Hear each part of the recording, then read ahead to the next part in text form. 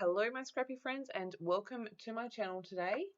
My share for today is my first one for Anna's Craft Cupboard for September, and I'm playing with the very fun and cute Squeeze the Day collection by Bella Blvd, and this is the page I've created.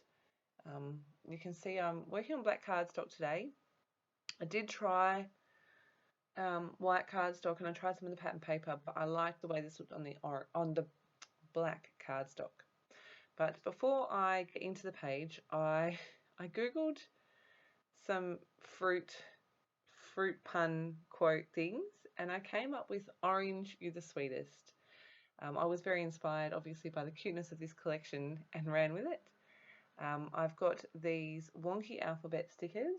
Now, these are by Bella Blvd, and they are in the 30% off section on the website. So make sure you go check them out.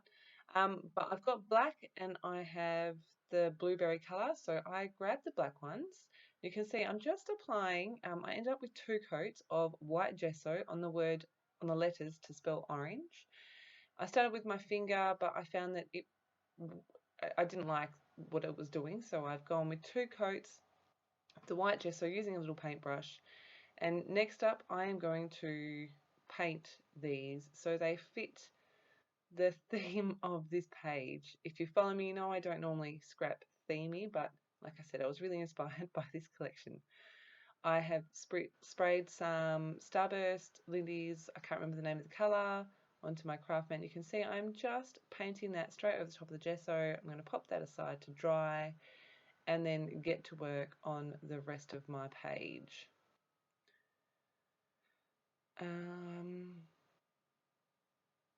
Just cleaning that up. I'm going to pop this aside. Again, I used a paintbrush. I felt like I got a better coverage. And I've brought in my black cardstock. So you can see I've got 2 photos of my youngest here. This was him learning how to wink. If you've had little kids around you, you know that when they try to wink, they always blink, and it's just so funny and cute. With his little rolls and his cute little serious face.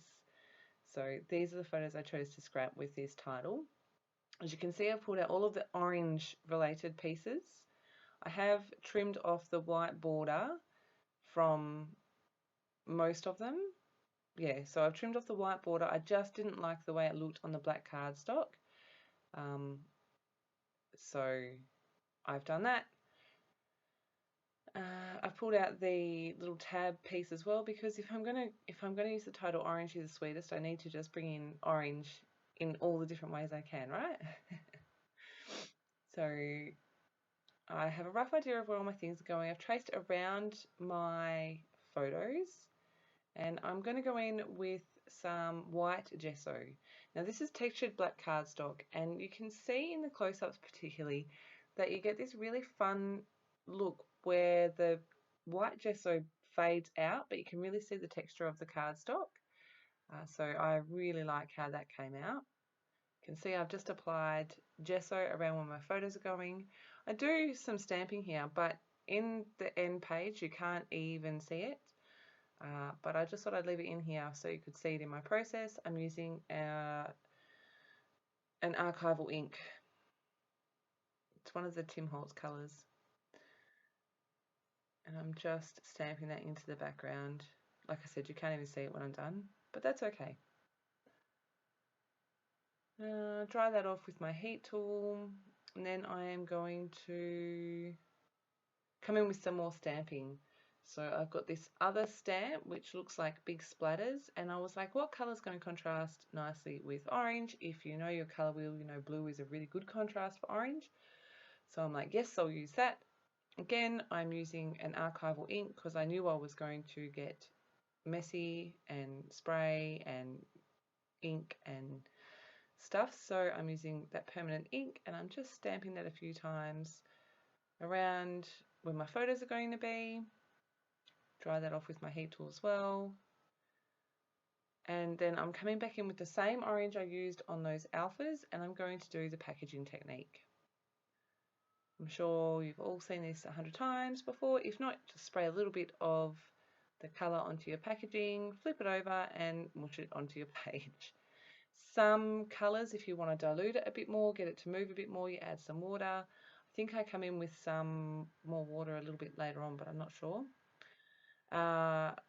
You can work this to a point and then dry it off and then go back in with more if you want to darken it up, get more, not darker, but more depth to that colour. You can see I'm spraying that straight onto my background now, and I'm going to move my page around. I've got a wet paintbrush here, and I'm just moving that colour around, letting it drip and run down the page, adding more colour, and drying that off again. So that's all dry. I'm going to come in with some splatters in that same orange mist. This is one of the Lindy's Starburst sprays.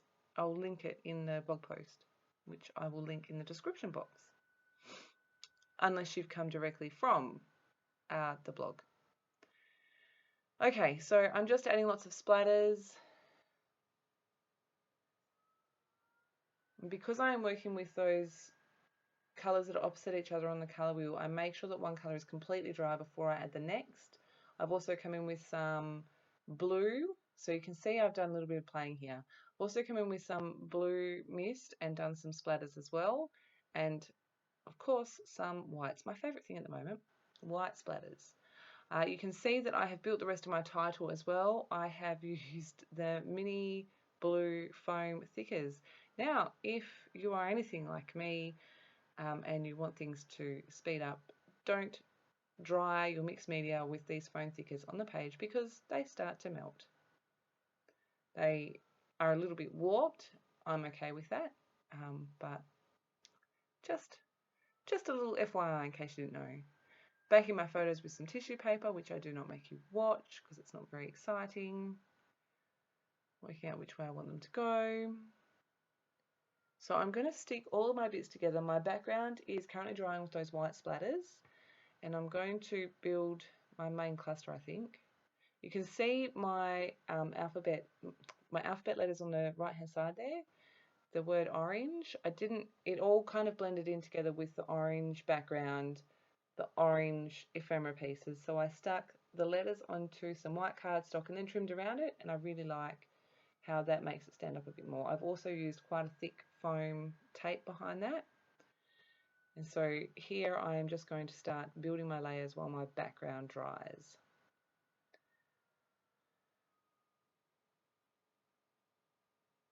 Adding some to the top, in between, behind my photos, just layering it up, making sure that I don't have any funny gaps, because funny gaps I don't like. And I'm like, oh, I really like how this looks, so I'm going to run with that. I've got one spare orange piece there that I'm going to add underneath the title, but my background is dry. I'm going to pop that in place. I think I add some foam. Yeah, I do. I go in and I add some foam, but because this is already, my title is already on foam, but then I'm adding foam to other parts. I had to add some extra foam to my title so that it sat flat, which is just what I'm working out now. I'm going to stick that down, and then I'm going to remember that I wanted to add some contrast here. So I'm going to stick this down.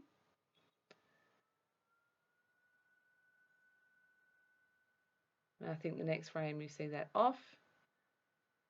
Yeah, no, I'll take that off. I'm like, oh my goodness, I wanted to add some thread. So I've pulled out some blue thread. Again, I'm going with that blue, that contrasting colour. I'm going to add that in there. I didn't have a lot of luck with all this stuff sticking together for me, but that's okay. I got there in the end. I ended up leaving some heavy stuff on it overnight, and it's all good. Sorry for my headshot, that's not very fun. So that's all of that. And it's on my page. I realised that my little foam alphabet stickers are not straight, so I'm going to straighten those up. Again, I don't think I make you watch all of that.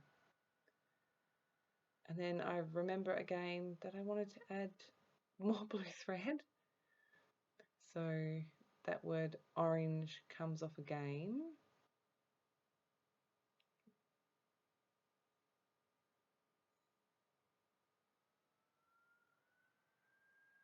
Oh no, that's not stuck down yet, so it's all good. Oh, there you go. When I flipped it over, that's when the word came off again. It hadn't stuck and it fell off. I'm like, oh my goodness, what's going on here? Adding some more glue, and that's a lovely shot of my head. And I'm just going to add a little cluster down the bottom here. I muck around with this for a while. There's like 3 pieces and I just muck around with it. So again, I've cut most of that out because it's just not fun to watch. Pull in this sticker from the doohickey sticker sheet. So I do this and then it's going to change again in a second. I've added a leaf. I've moved that label so it's on top. I'm stamping my date. I believe these photos are from 2014. I'm going to add my journaling in white pen to the bottom right hand side, and it just says, you know, how when kids are learning how to blink, they always wink, and it's super cute, super cute. Some close-ups, look at that little face. But look at the shimmer on that colour, and you can see there some of the texture from that gesso. I really love how that looks. So that is my first share for this month. I do have more coming. I've had lots of fun with this collection. It's something outside of my normal comfort zone, something outside of what I'd normally pick for myself. So thank you, Bri, for the challenge. I do find it challenging and I do love it. I'll make sure I leave links to everything in the description box below. And as always, if you have any questions, leave them below. Thank you ever so much for stopping by and choosing to spend your time with me. I will be back again soon with another share. Thanks.